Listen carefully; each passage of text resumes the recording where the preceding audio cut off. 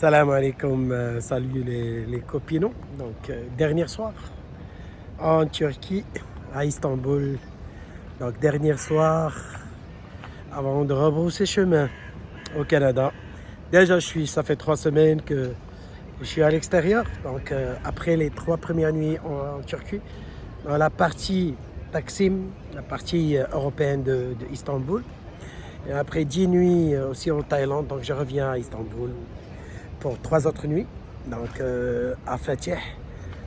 Et il n'y a pas mieux, il n'y a pas mieux pour vraiment quitter cette belle ville avec la mosquée bleue. Qu'on voit maintenant, la mosquée bleue, magnifique comme chef-d'œuvre. Et donc, à l'image d'un grand pays, la Turquie, c'est un pays quand même plus de 80 millions, mais qui accueille, disons, dans les 60-63 millions chaque année. Donc c'est une grande nation, ce que j'ai écrit tout à l'heure, ce qu'on a appris quand on était jeune, au secondaire, avec l'Empire ottoman, avec tous les conquêtes et tout. Ça se voit, ça se traduit sur le terrain, parce que vraiment, super belle ville. Moi, c'est une ville que vraiment j'ai adoré.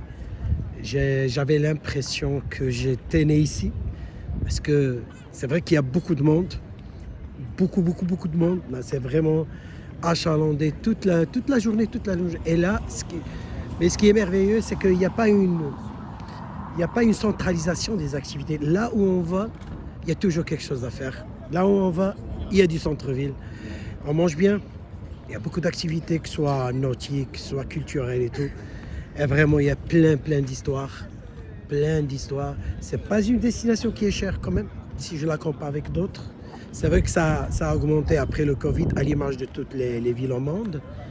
Mais c'est correct. La seule chose, venant d'une culture marocaine, méditerranéenne, j'ai l'habitude de négocier et tout ça. Même dans l'exercice de mes fonctions, au niveau commercial, j'ai l'habitude de négocier et tout.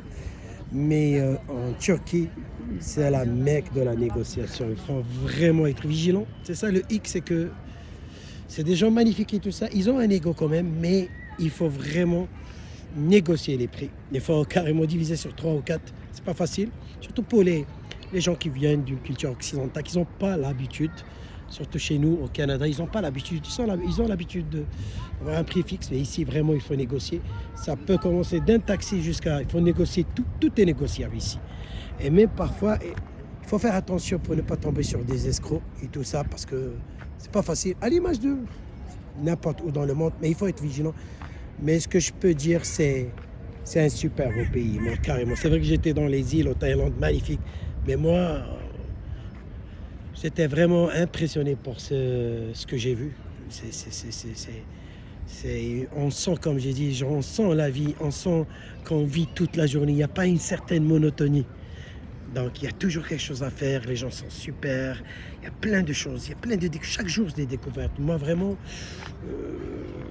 je reviendrai sans hésitation. Donc, et surtout, d'autre part, quand tu entends le muezzin, ça veut dire l'appel à la prière, waouh, avec la façon comme ils le font et tout ça, c'est magnifique. Quand tu entres à l'intérieur des mosquées ou bien même, et vous savez une chose, c'est vrai que c'est un pays musulman, mais quand même, ça reste laïque.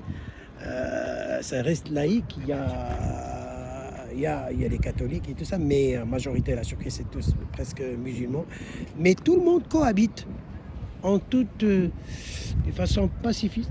Tout le monde cohabite. Vous trouvez les gens avec le foulard, vous trouvez des gens avec la mini, vous trouvez les lesbiennes, vous trouvez les gays, vous trouvez de tout à Istanbul. Mais tout le monde vit en harmonie, loin de toute politique de haine ou d'incitation et tout ça. Ce qui fait des grandes nations, c'est comme ça. Tout le monde uni pour ce beau pays vraiment qui fait maintenant partie des G20, les 20 meilleurs pays au monde, plus puissants. Et ça se voit, ça se voit. Moi, je vous encourage comment dirais-je, à planifier cette destination. C'est vrai que ça vaut le coup. C'est vrai que n'hésitez pas de venir chez nous au Canada, aux États-Unis.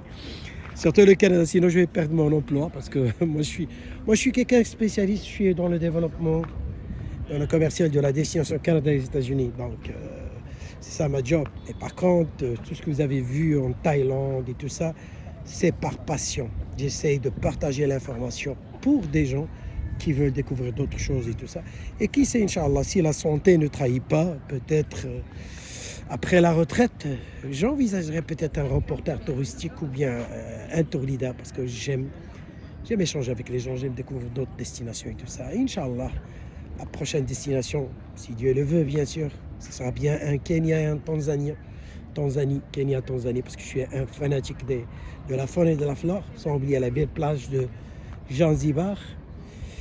Et je reviens demain au Canada, Inch'Allah, après un vol de 10 heures. Donc, et j'ai oublié de dire, ça c'est seulement la partie Istanbul, mais la Turquie c'est un grand pays, il faut descendre plus au sud, voir Antalya aussi sur la Méditerranée et tout ça. C'est vrai que Istanbul, avec le Bosphore qui va au nord jusqu'au la mer, comment dirais-je, la mer Noire, puis au sud la mer de Marmara qui va sur la Méditerranée. Sans oublier d'autres villes, Bodrum, Izmir, Ankara, c'est magnifique. Sur ce, je vous souhaite bonne nuit et Inch'Allah au Canada. Ciao, bye bye.